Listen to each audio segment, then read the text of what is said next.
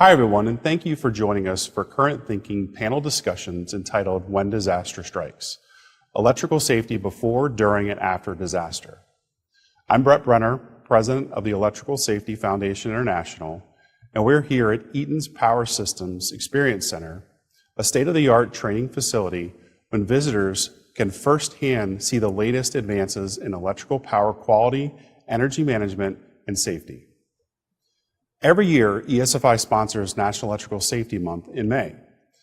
This is a time when we highlight the importance of electrical safety through a variety of programs aimed to educate audiences about how they can help reduce incidents of electrical fires, fatalities, injuries, and property loss. This year, ESFI has chosen disaster safety as our National Electrical Safety Month theme. From wildfires to hurricanes to earthquakes, these kinds of disasters can have major repercussions to businesses and facilities, one of which centers around electrical safety. As a result, businesses are now seeking to modernize their electrical infrastructure using intelligent power in a way that helps prepare for when disaster does strike and ensures safety for all personnel and their surrounding communities. So with that, let's introduce our panelists. My name is Domitrovich. I'm with Eaton, and I'm on National Electrical Code, Vice President of Technical Sales. And I sit on National Electrical Code, Code-Making Panel 2, NFPA 70B for electrical system maintenance, and 1078, 78, and a few other NFPA standards. I work with industry partners across the country, and I focus on electrical safety. I'm Harold Ruckpaul. I'm with Eaton's Electrical Engineering Services and Systems Division. I've spent a significant amount of time over the last 30 years assisting clients pre-disaster and post-disaster, helping them prepare for and in many cases mitigate disasters affecting their power distribution assets. My name is Jim Dollard with IBEW Local 98 in Philadelphia, most recently as Safety Coordinator. I'm a member of the National Electrical Code Correlating Committee, Code Making Panel 10, and Code Making Panel 13. As well as NFPA 70E, the standard for electrical safety in the workplace, with 38 years construction experience. Great. So gentlemen, let's kind of kick off the question with why we're here. We know that the topic is obviously disaster safety, but what kind of role does electrical safety play in disasters when it comes to your experiences? Well, so Brett, I think when it comes to, we know when events occur, and we know water, electricity don't mix, and we know things get very in turmoil during times of events. And electrical safety, a lot of people just assume that electricity isn't going to kill them. They think they're going to perish from the event that's going on itself, and they don't think about the things that they can't see, and they expect that electricity's not going to leave where it's not supposed to be and keep them safe. So I think we end up not anticipating things, and we take things for granted. Sure. And what do you think about businesses in terms of how they prepare? That's your experience. You know, what kind of things are you seeing the lack of kind of appreciation for electrical safety and the need for electricity? You know, not only before and planning correctly, but also bringing out, you know, getting things back online as quickly as possible. How key is electrical, you know, safety and electricity involved in that? Well, I think, obviously, I think there's lots of room for improvement, but with sort of a view from ground zero, having recently participated in working with some clients around Hurricane Harvey, and I compared that experience to Hurricane Ike several years back, looking at the Gulf, you could see that many owners of facilities, whether it's refineries or generating facilities, utility clients, they've taken steps to mitigate their risk. They've elevated their substations. They've put crisis response plans in effect ahead of time. Still, there's lots of room for improvement. Many facilities were devastated with Hurricane Harvey. Several facilities saw 10, 12 feet of seawater, flood surge, storm surge. So there's certainly room for that. And the challenge is just with regulatory compliance and having electrically trained and qualified personnel and having plans in place for electrical safety around system isolation and things of that nature, once everything's covered in seawater or there's a fire or some event, the isolation points change. The substations that you would normally use to enter and open breakers to render a system safe may still be powered up, and yet in an unsafe condition where you can't operate that equipment. So you have to move to the upstream portions of the system to get isolation and render the system safe.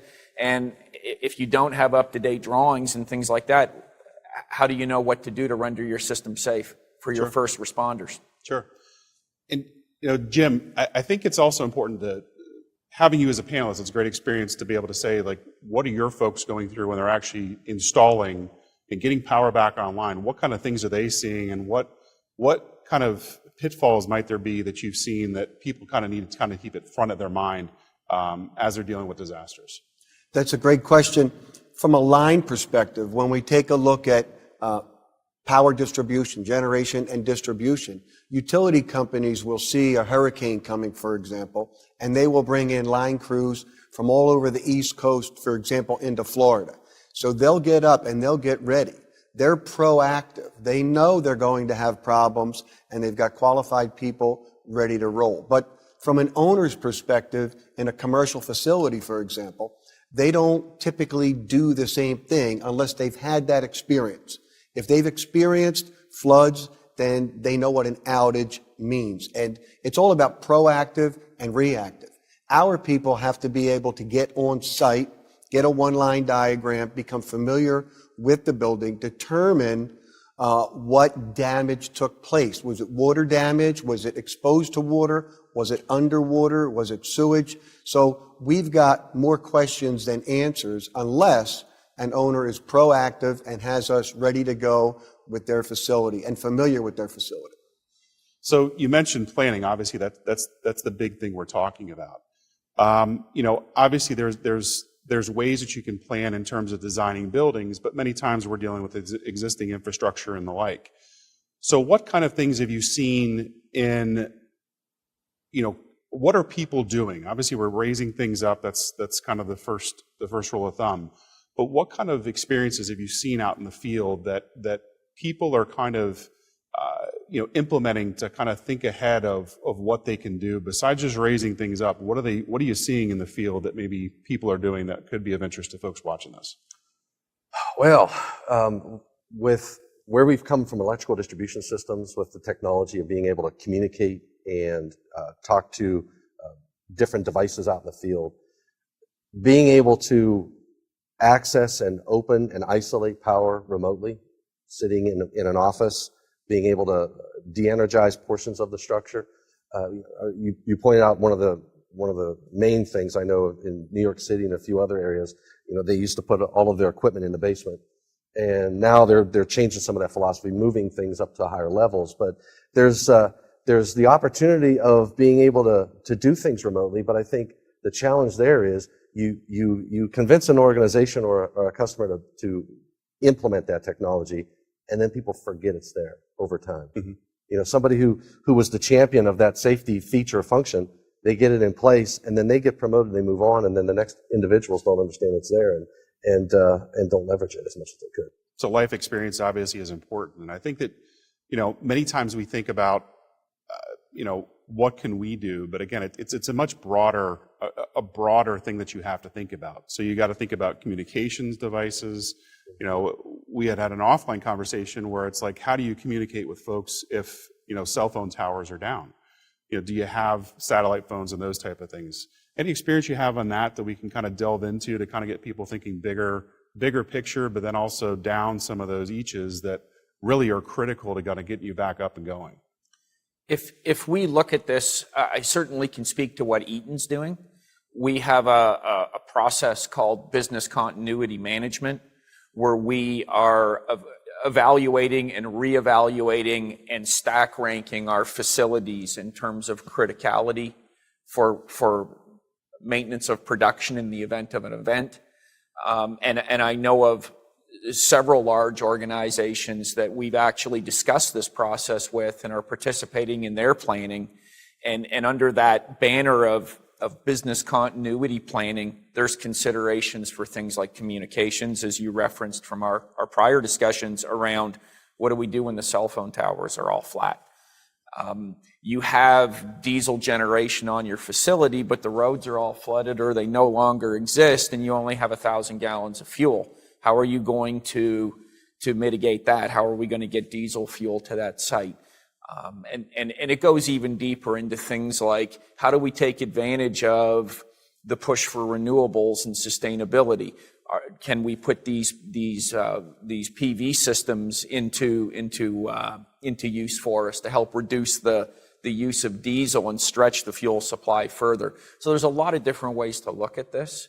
And then there's other considerations that go, and there's safety considerations that go past this, and that is, okay, we have a shift of people at the facility.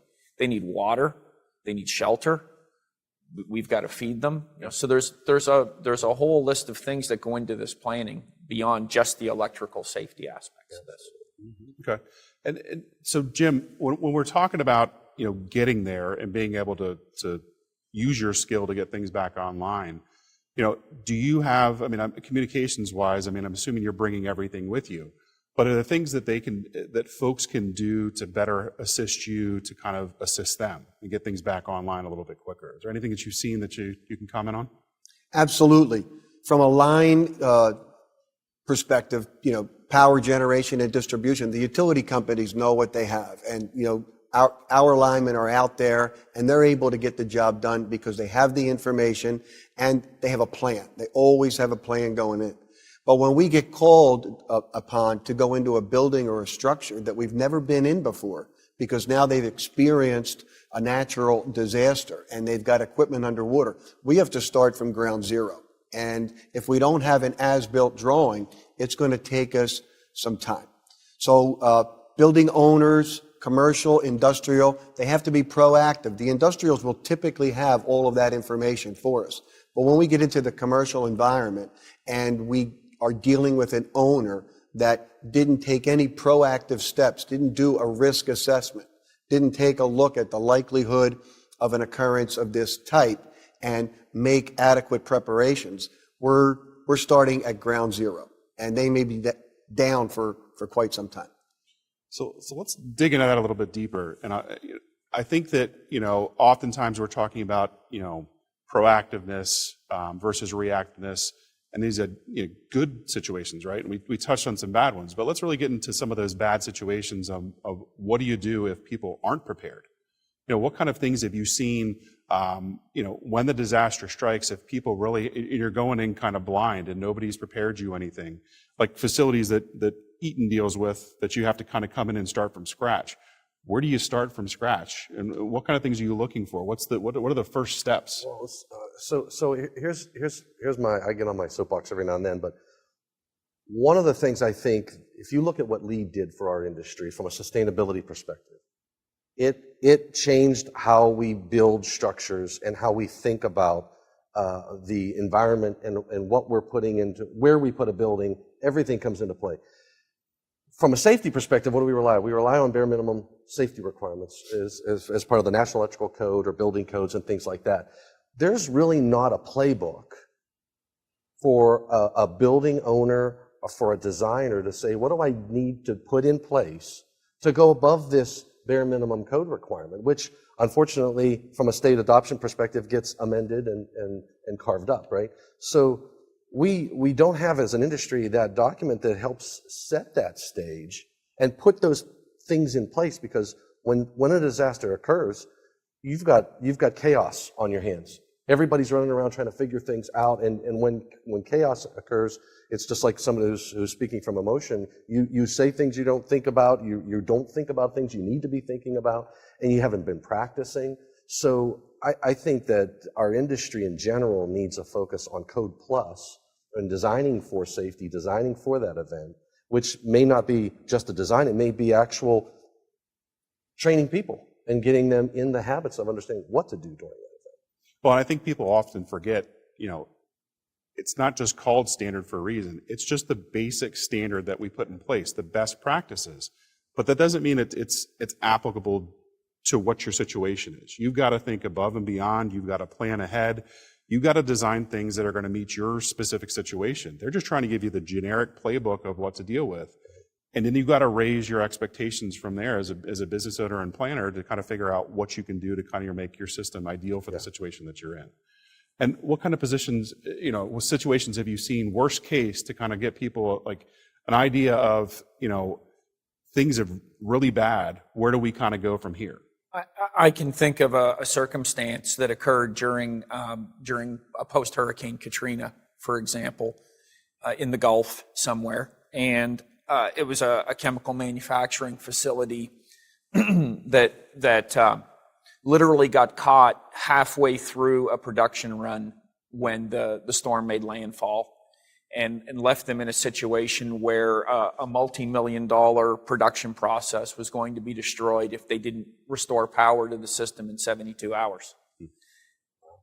Very minimal electrical drawings of the facility, to Jim's earlier point. So we're coming in blind. So we had to isolate the entire facility, start from there, build out a single line diagram of the facility, estimate or come up with the areas where we could connect backup generation and isolate just those critical portions of the plant, because we had to go through, you have to test and evaluate everything that's been exposed to water in an event like that before you can re-energize it. And NEMA publishes, as we've discussed, they have a guideline for how to manage flood damaged equipment. Using their guidelines and the capabilities of our field personnel, we establish what can and can't be turned on, and then start mitigation in terms of replacement or rebuild of equipment, get the generators on. And in that instance, we were able to restore their power to where they could finish that production run. But that would have been, in their words, that would have been a loss of quite a large number of jobs and several $1 million of production equipment. And I feel like better pre-planning, having a process in place of what to do, and if, when, how process, they would have been able to avoid the situation, or at least significantly reduce the downtime they experienced. Okay. And Jim, any experience, the kind of the worst case scenario, things that you've seen that are just kind of head scratching at the same time you're trying to figure out, like, where do we first start? I think that's really, when everything hits the fan, you want to be able to say, this is what we can do. So what kind of things are your folks seeing out there? There was storms, not a hurricane, and we tend to focus on the hurricanes big time, but we have seen storms just come through the Midwest that just destroy small towns and mid-sized towns. And I know of multiple situations where we were called into commercial high-rises, 20, 30-story buildings, and the service equipment and the standby generators and the on-site fuel supply is now all underwater. And, it comes down to location. When a commercial facility is putting up a 30-story high-rise, they've got 4 floors underground for parking. Where do they want to put their service equipment? Where do they want to put their standby generators? They want to put them on the lowest level in the basement.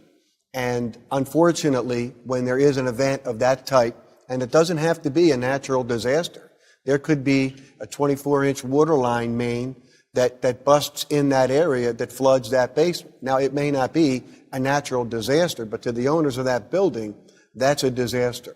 We don't see them moving that equipment up to a mezzanine level because they're looking at every square foot as rentable space. So they need to do a risk assessment. They need to take a look at the likelihood of an occurrence and the potential outcome. And when that happens, they will use different methods to go about installing their systems. They may use Article 708, which is optional in the National Electrical Code for a commercial facility, which is critical operations power systems, which will give them a roadmap to a very resilient electrical distribution system. Okay. Well, so as a business owner, so we're saying something's happened.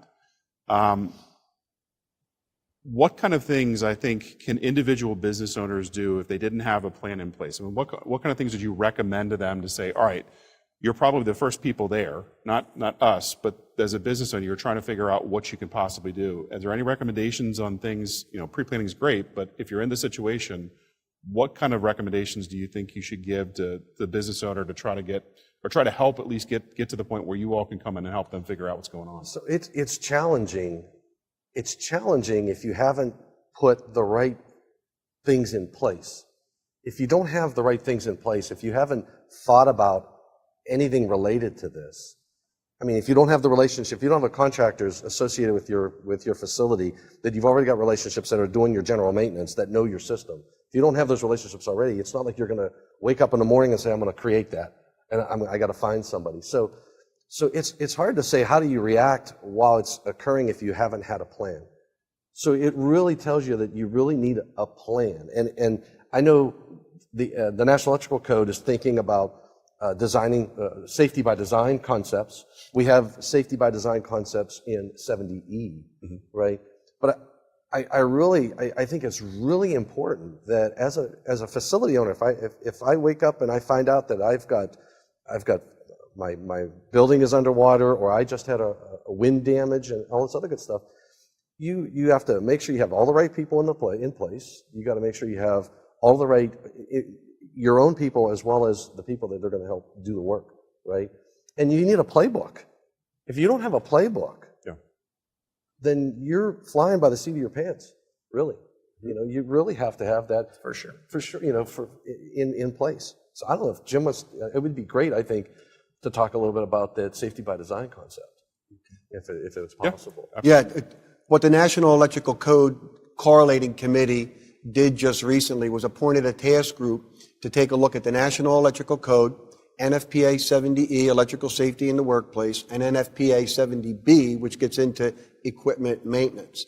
And what we're doing is we're building annexes, which would be informational material in all three that would correlate to provide designers and building owners with additional information on installation concepts that are prevention through design. So they're going above and beyond the minimum. And how that ties to electrical safe work practices. And then, most importantly, in 70B, what you need to do to continuously maintain and monitor that equipment. Because as Tom pointed out earlier, everybody wants to focus on the National Electrical Code and say, my installation is code compliant. Well, you could put a sign up that says that, but you also have to put a sign up that says, what we did was the least we could do, because they are minimum requirements, and we have to convince the industry to go above and beyond. Okay. In your experience? And to your point, the code compliant generator installation can be on the 4th basement level of the facility and underwater. And your diesel tanks have 400 gallons of water underneath them. So to that end, and to your question, the step one, I think, is act. Don't wait, act. Have up-to-date electrical drawings. Pick your experts. Once your facility's power is off due to an event, that's not the time to tender a bid to 11 different electrical contractors. You've got to pick your partners and establish that relationship with those firms in advance. And certainly we do that with electrical contractor partners too, to support our efforts with our clients. The third piece around that planning component is reevaluate your plans from a complacency standpoint. Oh, we have a diesel generator. We're going to be fine. Is the best place for that diesel generator actually at the location that's in a tornado zone, prone to hurricanes or floods? Perhaps the best place for that diesel generator is at another facility in another state in the Midwest where they're less likely to experience these events. And you can bring that machine in and apply it to your system. And you can pre-plan by having your switchgear set up to readily allow the connection of that generator, for example. One of the large big box retailers in the United States went through a process of having their main incoming power distribution feed modified to readily allow the connection of a generator, as an example. And they maintain a fleet of mobile generators, not one for each store. They don't need that. But they pride themselves on being up when their surrounding communities are down. And they've got a pretty good success rate with that. And that's all pre-planning. You know, the other important thing is, an event occurs, you've got to keep those that are in that structure that may be in and around that area safe. Mm-hmm. So understanding that I don't need this on, I don't need that on to function. I can turn these things off and secure those areas that might have damage, or maybe they don't even have damage, but there's no need for that power to be flowing in those areas. So to kill power where you don't need it, know exactly what you need to keep, you know, people safe in that structure so that they can safely exit, and then just sort of contain the disaster, you know, and with all your planning. My dad worked in a steel mill, and he prided himself that when there was an event in that steel mill, he was in charge of an area, and he would run practice drills. And when an event occurred, everybody knew exactly where they were going to be and what they needed to do because he drilled it into them. And he saved countless lives because of that, right? Sure. If you plan for it and you get all of your people working together, then you can isolate the issues and make things happen. And that should be part of a facilities or an organization's electrical safety training program too. We put our personnel through lockout, tagout, and the various regulatory compliance measures, but your facility changes when a portion of your distribution system's disabled, ruined in some way, and your isolation points change. And I think it's important for personnel to have at least examined, what if this situation occurred? How would we render this safe? Yes. What would we do to protect the production personnel that are going to be around this area with their own agendas and requirements, right, in the event of a disaster? I think in speaking, you know, we're speaking specifically to electrical, but there's no doubt that, you know, I know that Eaton went through some storm damage because they had some facilities in Puerto Rico. Sure did. And I think that, you know, it's really important that you can't just be in a bubble. You got to realize that you're part of a larger community. And you have to make sure that that community then is able to come back in and support you and get your business back up online. Because if they can't take care of their family, you know, we're not going to get into that aspect now, but what are some of the lessons I think maybe that you all learned as Eaton to say, look, you know, even in this space, there was things that we learned. And every storm and every disaster, however you want to label it, is going to be different. What kind of experiences, I think, you know, afterwards do you kind of say, all right, now we need to kind of take this as food for thought and then put it into our plan going forward? As greatly planned as you might be, there's still opportunities to improve, especially when it comes to figuring out how do you get the personnel in to even do anything. You know, maybe you can talk a little bit about that, and then we'll go maybe on the contractor side to figure out, you know, how do you work in those plans, I guess, if you will, to work with companies to figure out how you get them back online. So maybe you can speak to that. I think resiliency planning was a big lesson learned out of this. I mean, this business continuity program is not new by any means. It's just something that we have to reevaluate frequently as our business priorities and products change, you know, as that we're bringing to market. So, but from that perspective, having been down in Puerto Rico for a number of weeks around the Maria incident, certainly I would never have thought that a system would be so completely flattened on the island in terms of the utility infrastructure. And we have to come up with a means of generating our own power beyond just diesels. Due to, you know, diesels have challenges with fuel, with emissions, with a you know, a variety of factors that have to be looked into. And certainly we did, and we certainly would have to rely on those in the future. But I think there's another strategy there around things like distributed generation. Can we put PV and storage in and run the system with alternatives to just the diesels? And I'm in collaboration with other facilities on the island having the same discussions. Okay. And then how does that work? I mean, it's a massive undertaking when things have been basically wiped out and you're starting from scratch. As a contractor, what do you the mission you're going in with has got to be, different than repair and recovery. It's almost rebuild. What are your experiences with that? Yeah, it's a significant challenge to say the least. And what we do is safety is first and foremost, because we are it's chaos, and the owner doesn't have a single line. So we have to first make sure that we don't get any unqualified people injured and qualified people injured. And typically what we will do is we will do our best to get temporary power into that structure. So if you plan for that and you have somebody ready to go with on-site generation to bring to your facility, we could isolate bus duct risers, for example, and energize them to get upper level floors with power. But it's going to take us some time to get into your electrical distribution equipment that has been damaged. If we're familiar with it and we've got a plan, we're going to be way ahead. There's equipment that can be dealt with after water damage. There's equipment that after it's been underwater or significantly exposed to water, we can't re-energize that equipment. And we learned some of those lessons with Sandy in New Jersey. And there has been a number of fires attributed to equipment that was underwater, distribution equipment, that 6-9 months after the storm created a fire, and they lost entire structures because they did not follow all of the rules. We have to go to the manufacturers. We have to lean heavily on applicable product standards and the manufacturer's instructions. They know what equipment can be reconditioned, and they know what cannot be reconditioned. So we're behind the 8 ball, and we're going to rely heavily on the manufacturer's instructions.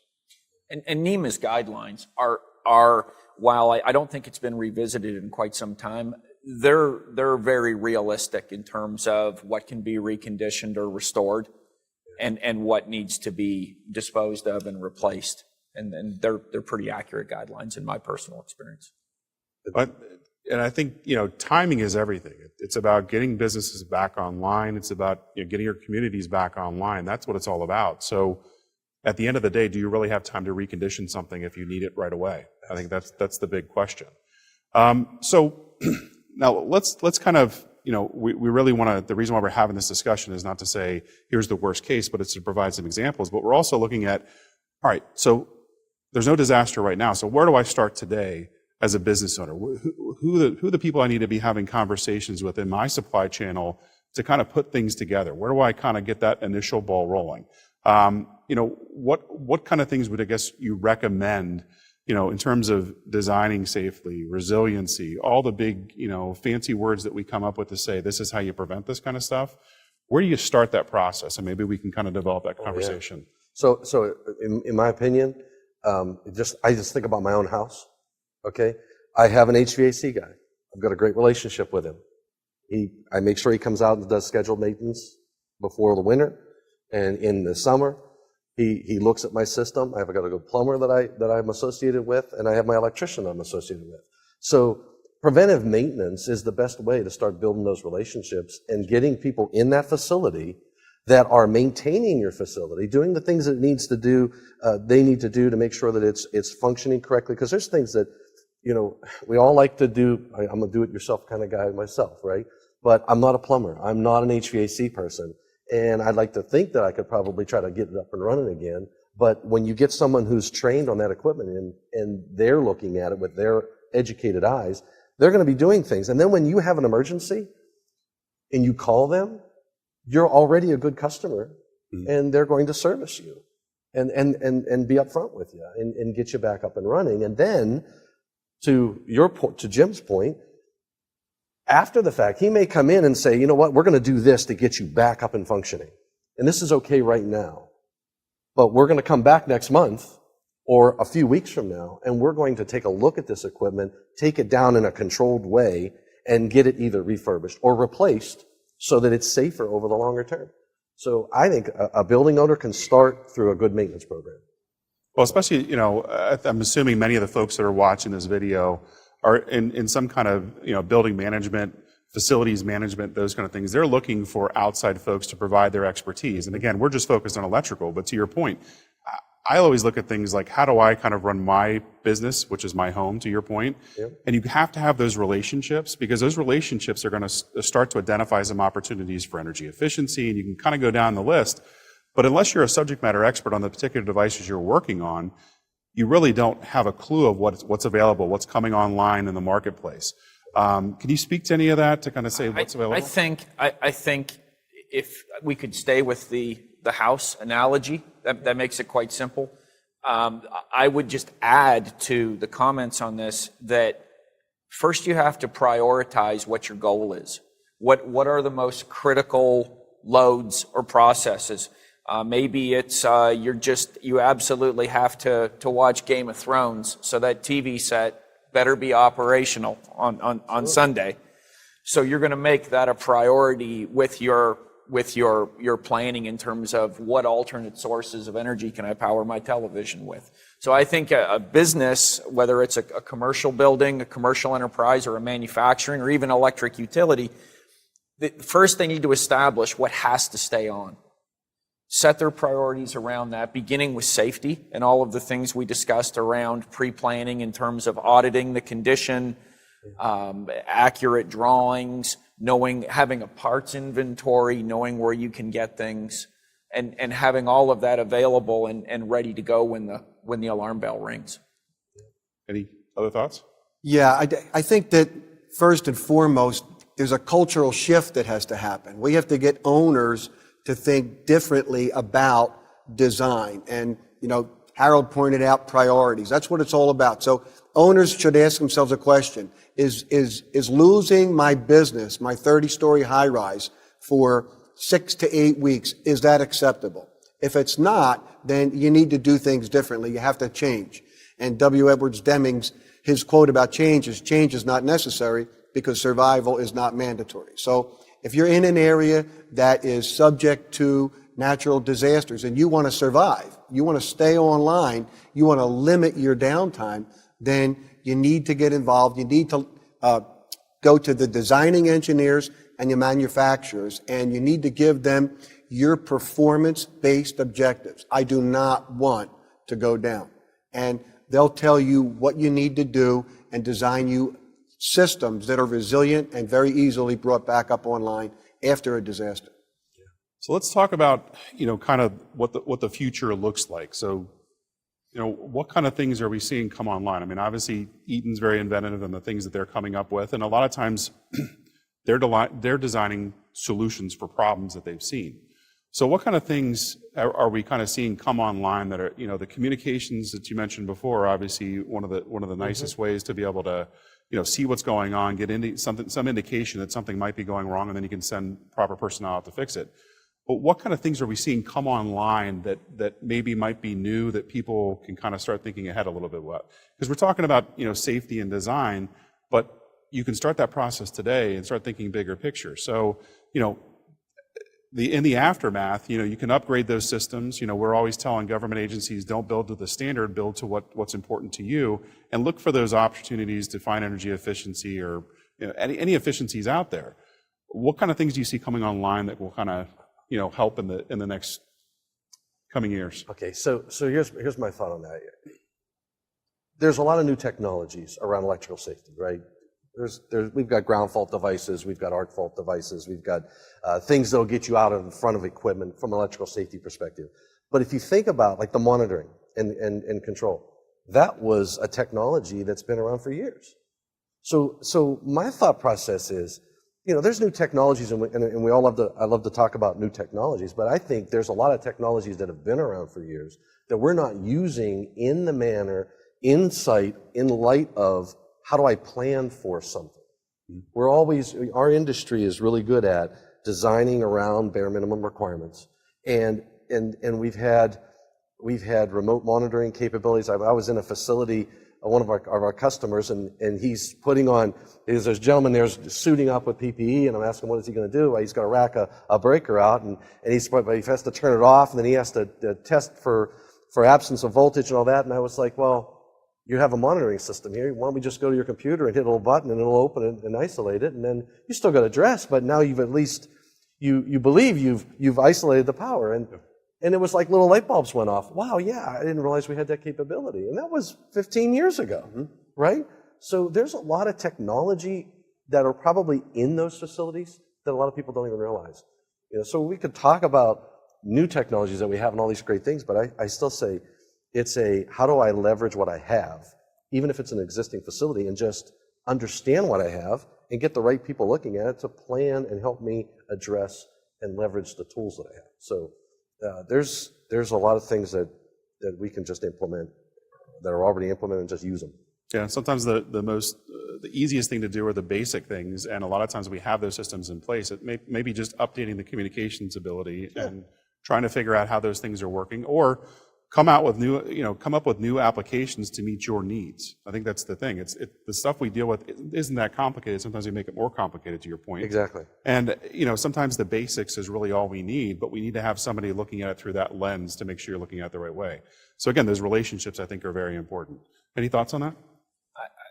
One observation I have is that owners and stakeholders are beginning to try to establish a value around uptime, reliability, resiliency, and somewhat pivoting from Tom's comments relating to more effective use of existing technology, things like microgrids, for example, which are really just the bundling of existing forms of renewable energy generation, putting those together with intelligent controls that allow them to perform to some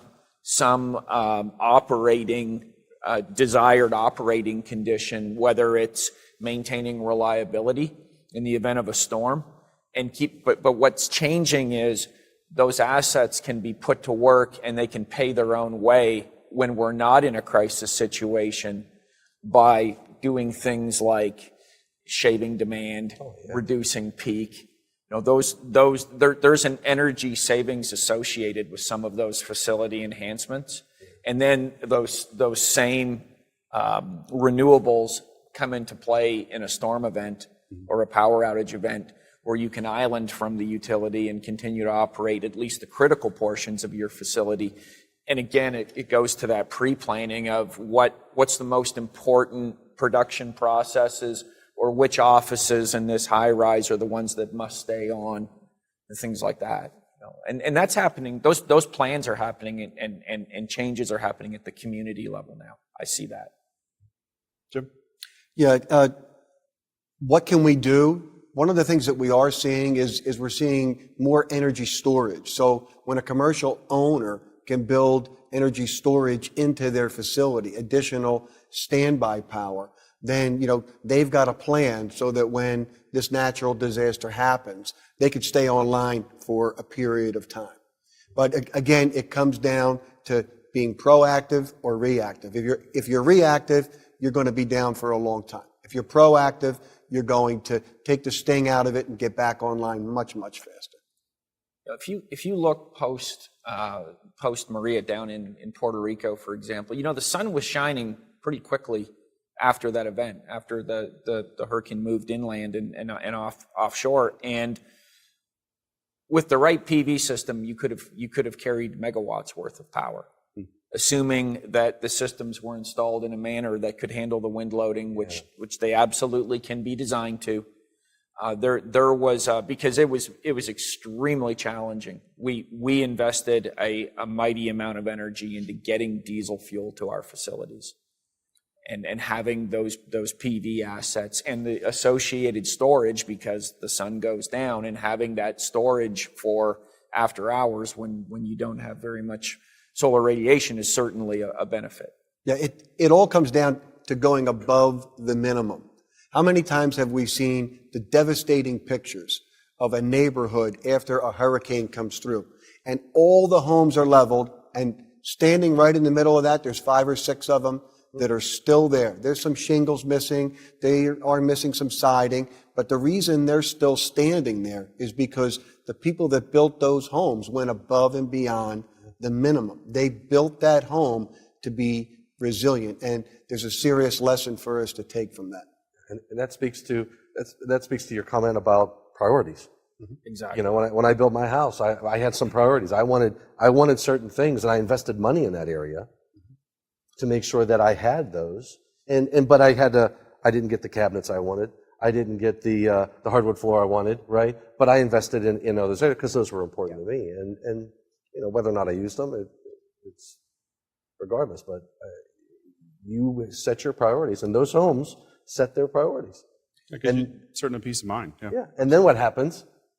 We build the exact same home in the exact same location to the exact same bare minimum standards. And then years later, another hurricane comes through and those homes are gone again. So we keep that repetition, and we have to learn from that. Yeah, I think all of us can. Yeah. So what things haven't I touched on? I think you think are important that maybe I didn't brush up on, or we need to talk more about. Any thoughts on that? Let's think about it. So I get on my. I mean, we've touched a lot on safety by design, right? But I think that our industry the holistic approach. We're talking electrical, and because we're electrical professionals, but our electrical equipment is fixed on walls. That's a structural component, designed to structural standards. So we can talk about electricity, but we can't forget about all of those other things that are around us that we need to worry about. That's what keeps the building standing, it keeps the walls on, it keeps the ceilings on, and we need to make sure that we don't forget that it's a system. You know, that everything works together as a system. So, I think we touched a little bit on all of that too. So. Yeah, I mean, I think the sense of, you know, your business, you need to have those relationships. You know, when it comes to figuring out how your systems works, what you can do to then improve it. You know, I think it's vital to kind of moving the envelope forward. But then also, I think it's also great to share the what if stories, but also that we need to do more of sharing the success stories, to saying, hey, look, the reason why this house stood this test of time is because it was built to these different codes and standards.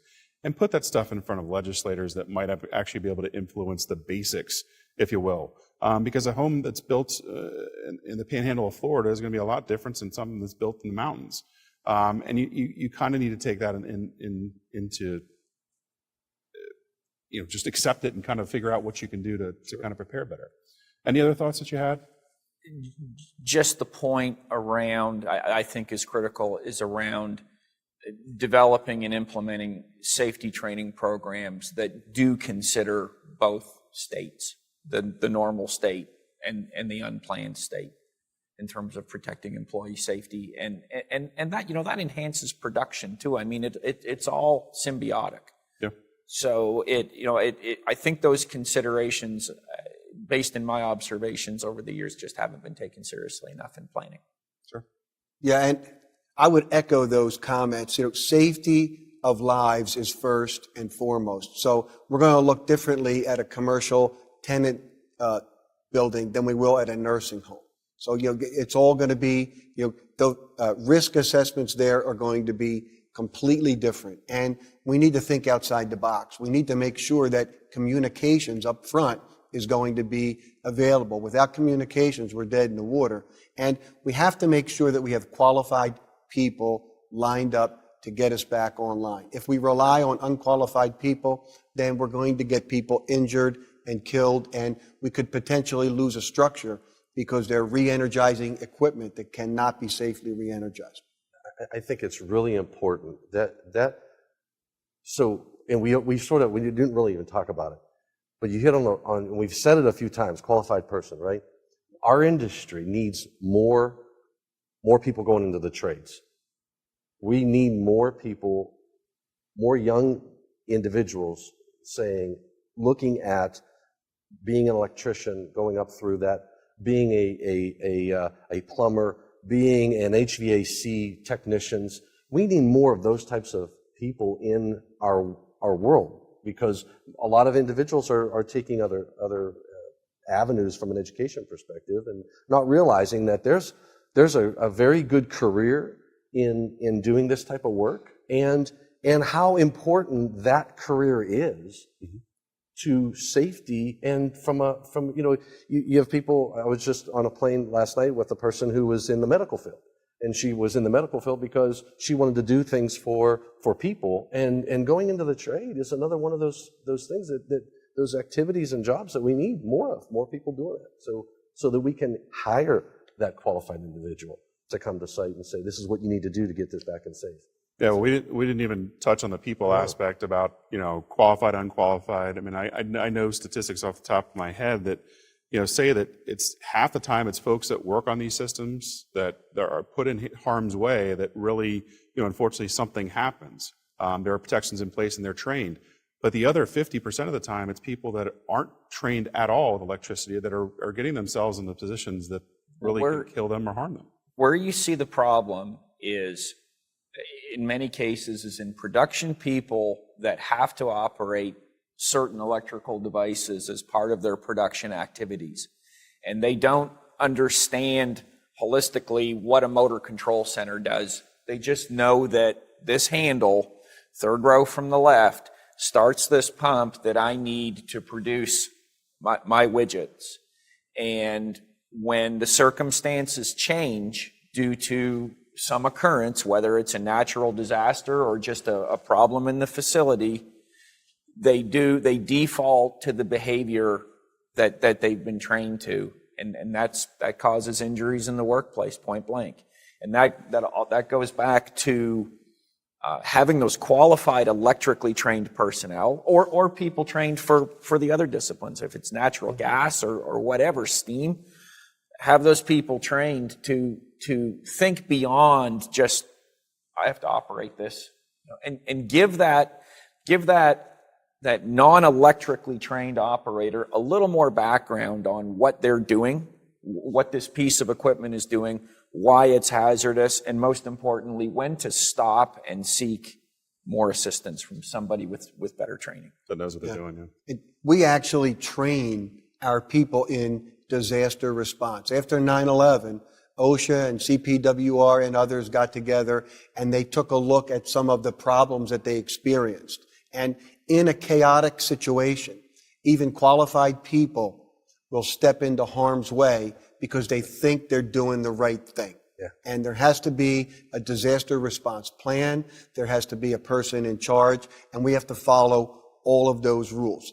When we get into a natural disaster, we're just running and not thinking. We have to make sure we have qualified people that understand they're in a disaster situation and they have to respond accordingly.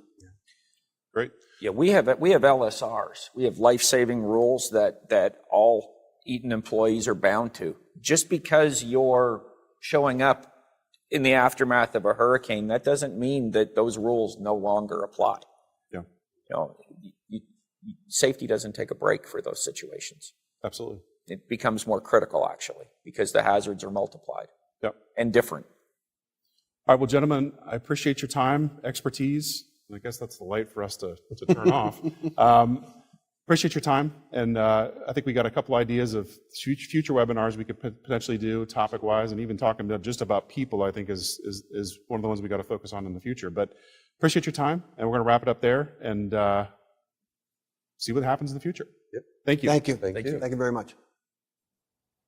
I want to again thank all of our panelists for offering their perspective on the important topic.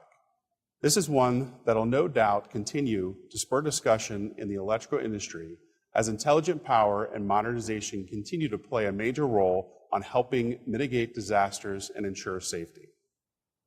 For more information, visit eaton.com to find For Safety's Sake's blog and other resources, as well as ESFI.org to help better prepare your communities for when disaster strikes. Once again, I'm Brett Brenner from the Electrical Safety Foundation International for Eaton's Current Thinking, and I'd like to thank you all for tuning in.